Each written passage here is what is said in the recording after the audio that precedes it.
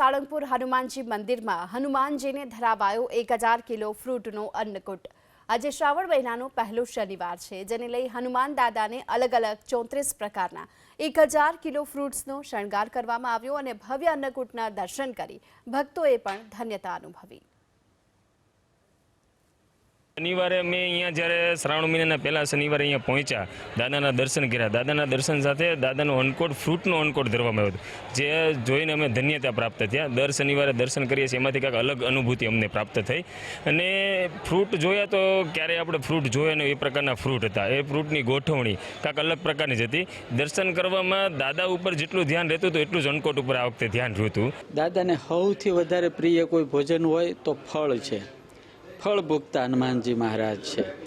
તો આજે પ્રથમ શનિવારના દિવસે સરસ મજાનો દાદાને ફ્રૂટનો શણગાર, આજે ફ્રૂટનો સરસ મજાનો અણકોટ અદ્ભુત કરવામાં આવ્યો છે। તમે ફ્રૂટ જોશો તો એવું નથી કે એક સામાન્ય બધું છે, આ ઠેઠ અમેરિકા, લંડન, ચેરી, બ્લેકબેરી એવું હારામાં હારું ફ્રૂટ જે હોય એ દાદાના ભક્તો આજે દાદાને ધરાવી અને ખૂબ આશીર્વાદ પ્રાપ્ત